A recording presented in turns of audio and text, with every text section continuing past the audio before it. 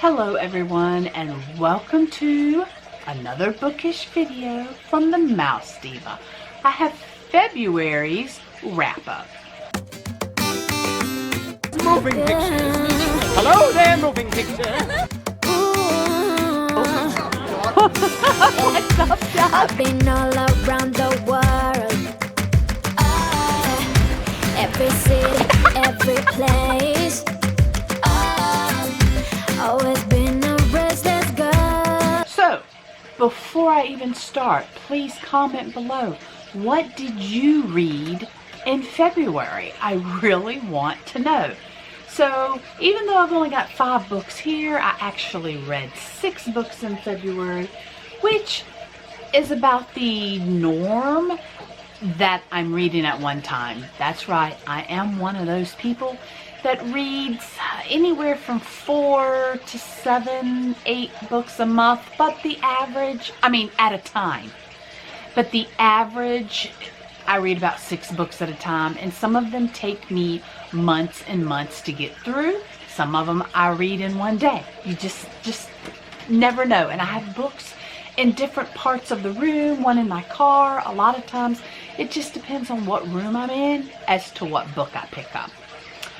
Alright, so in February I had no prompts. It was a free read month, and the first one that I read alright, was a Christmas present book.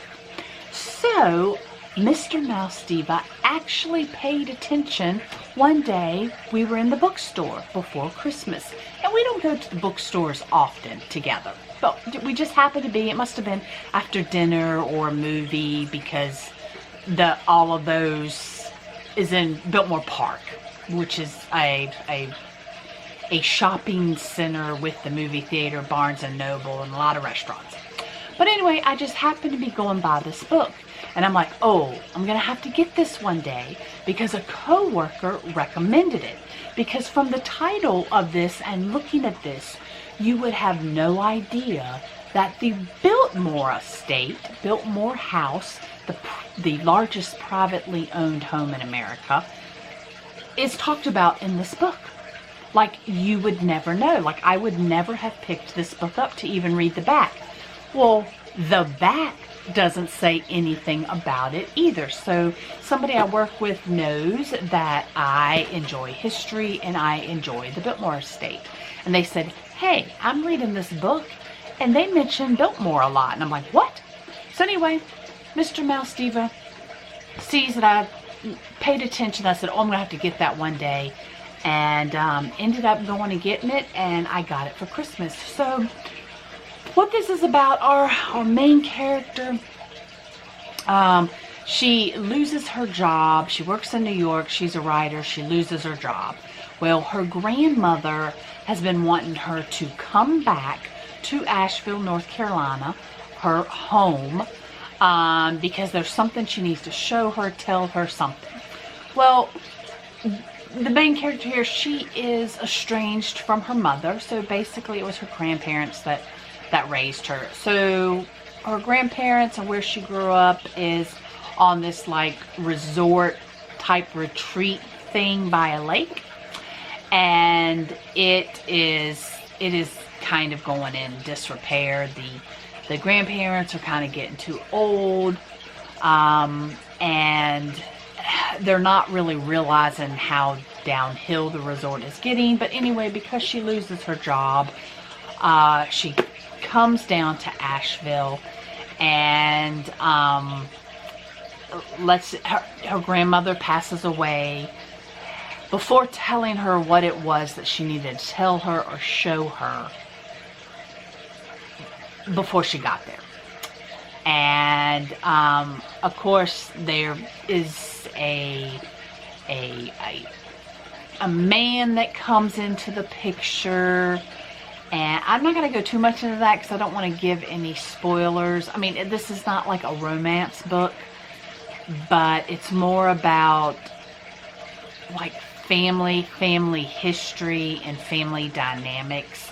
And what the whole Biltmore connection was, that it ended up her grandmother had worked when she was younger at the Biltmore estate, and I'm just going to leave it at that because I don't want to go into detail about that either and give anything away. So I really did enjoy this book, and I actually read it pretty quickly. Second up was a middle grade book, The Shelterings. I read this in one day. I got this in my Once Upon a Book Club middle grade box, and the reason I get the middle grade box is because after I read the book and I'll put it back in its box.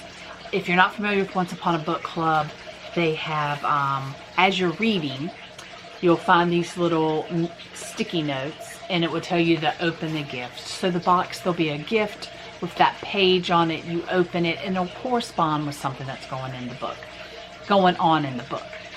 I don't always open those. It just depends on the packaging, because I basically write my granddaughter a note and after reading the book, and I put it all back together in the box. And if something ever happens to me, not if, but you know, when, if she reaches middle grade and I'm not there, they have these boxes to give to her after I'm gone, with a letter inside about the book and just other little things that I write in the letter. So I want something, I want her, she loves books, she loves me to read her books, and I don't want that to go away if something happens to me. So I read this book. I adored this book. What the Shelterings are they are animals that did not get usable magic, and I'm just gonna leave it at that, because I did give a kind of my review of the book in the unboxing of this. So I took the book out, I read it, and then I unboxed the presents and stuff, but I gave a review. So if you want more about the book, other than the fact that I absolutely adored this book, then check out that video. The third book I read in February was Sunburn by Laura Lippman. Now this book was included in my Books Inside Boxes. What month? Was this January? Yes. So this was January Books Inside Boxes. This book takes place in Delaware. And it is kind of a thriller in a way. There's lots of secrets and lots of deception and lots of twists that will kind of keep you hooked. And come to find out, the author did actually kind of base part of it off something that happened in the state of Maryland at some point. But this woman and her husband, her daughter, they go on a beach trip, and then but let me see. Hey, they're at the beach, and somebody goes to a store called Langley's. Where is that? Page 12. Okay. So there's a grocery store called Langley's. And of course, that got my attention right away, because my oldest daughter is named Langley. Anyway, so by chapter 3, I am livid at the main character, this mom, because she just abandons her 3-year-old daughter. Like, I am so mad. And when a book can make you feel intense emotions, there's some pretty good writing going on then. Another thing I want to point out, just page 241, of course, any book that mentions Disney World, I have to comment on. Just a random, he doesn't play golf, but maybe cards. His children would visit on their way to or from Disney World. You know, I just always have to bring that up. Now, someone dies in this book, and maybe more than one person dies in this book, and you're thinking, did she do it? Maybe she didn't do it. But what I can tell you is that it is not going to end the way you think it's going to end. I think I gave this a 4. This is definitely not a book I would have picked up off the shelf, and that is one of the reasons I get as many subscription subscription boxes as I do, because it brings me to books that I enjoy that I would have never picked up off the shelf. The 4th book I completed, and I am giving these to you in order of my completion. Oh my gosh, what is a stray piece of hair? I don't have with me because I borrowed the book from my niece, who had already read the entire series, and I finally got on board Sarah Maas, Throne of Glass. And now I know what all the hype is about, or has been about for years. So I am one of those people that normally does not read a book at its hype, like when everybody else is reading it, because I'm already engrossed in other things. So it is normally a while before I get into them. And I don't have the book because I had to give it back, because my other niece was like, well, I want to read them.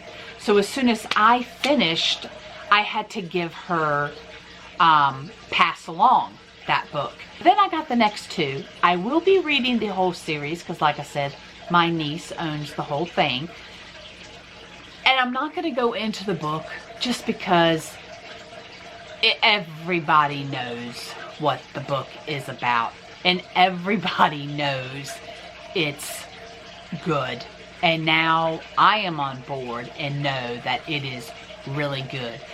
That was the first book of the year, I think, that I gave a 5. It is. This was February. So this was the first book of the year that I gave a 5. And I really don't give 5s a lot. I think I normally give 4s. It didn't take me long to get through that book at all.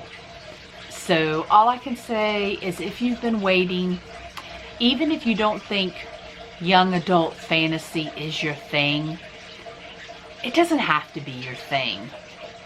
Just read the book, because most likely you're going to get on the bandwagon just like the rest of us now. Let's admire this cover. Oh my gosh. So I did have this on my December TBR for Reindeer Readathon. So I did start it in December, but I didn't finish it until February. The art in this book is just really, really nice. And basically this is an essay essays basically. Each season she talks about the things that are going on in her backyard, in her front yard, in her neighborhood, nature-wise.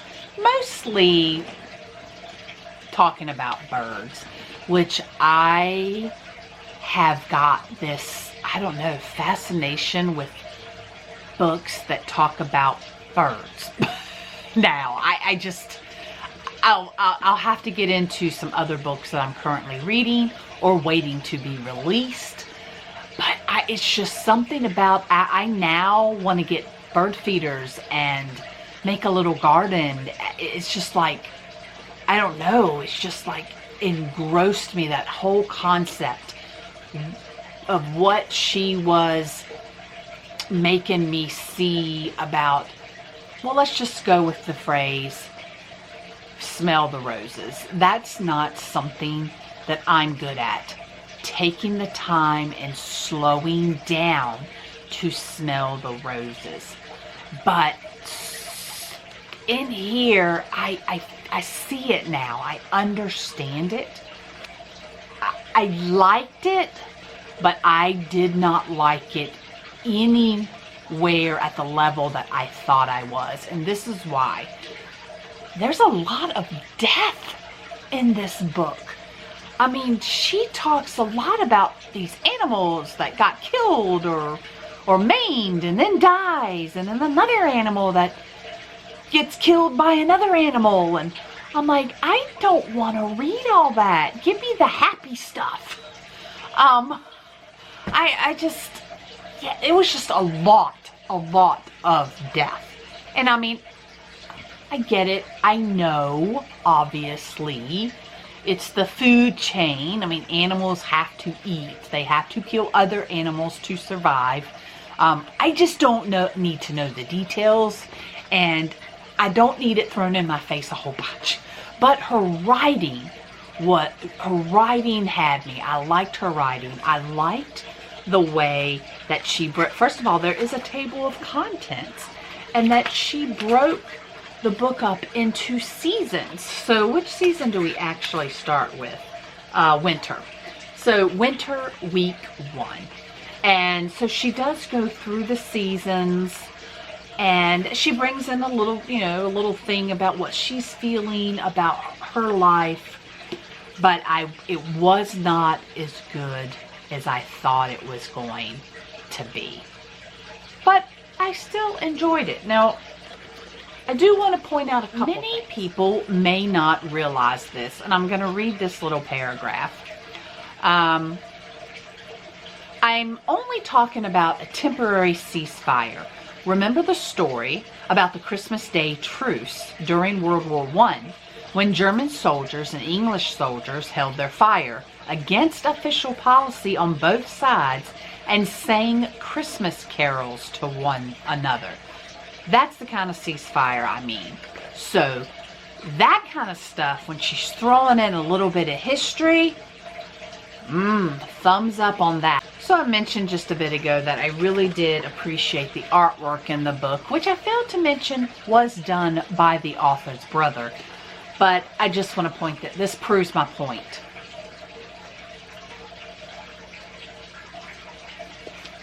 Isn't that so sad? That was not what I was expecting in here. But, I mean, it's nonfiction, it's the truth, it's the outside. I should have expected it. I was just blitzful ignorance, I guess. Thinking it was all going to be honey. Because outside is not all sweetness and honey, that's for sure. And the last book I finished. So I actually started this in January. And it's normally what I would read like at night right before I'd go to bed. I really enjoyed this. First of all, I got this at Target, and I'm like, wait, what? James Patterson wrote a nonfiction book in Vegas. So these are true stories about odds and ends, some happenings in Vegas. And this was just an easy read to break up over 2 months like I did, because each chapter had to do with something totally different. Like, the true story of a guy that was playing slots, and the machine, he put the money in, and just the machine messed up. And so they had to call somebody over, and they're like, oh, I don't, to fix, give him his money back or whatever. They're like, I don't know what happened, but here's the money back that you put in. Come to find out, he actually won the jackpot. And the casino had to try and track him down, because that's one of the rules. You can't, if there is a malfunction of a game and that person won, you need, because of the laws, you better get them their money. You can't keep that money. And so the whole story of how they ended up tracking this guy down to tell him that he had won was, I'm not going to go through but it was just like surveillance cameras and finding Uber drivers, and yeah, it was, and the hotel room that they stayed in was in his brother's name. I mean, it was a whole investigative thing. It talks about one of the people that ran one of the wedding chapels. Now, how they start off was really interesting. They start off with the scuba divers that go in the Bellagio fountain underneath and keep it clean and keep it, you know, like do repairs and work on, like they check on it every morning. So it starts off talking about that specific thing. It talks about the guy who built the Wynn and the Encore and why.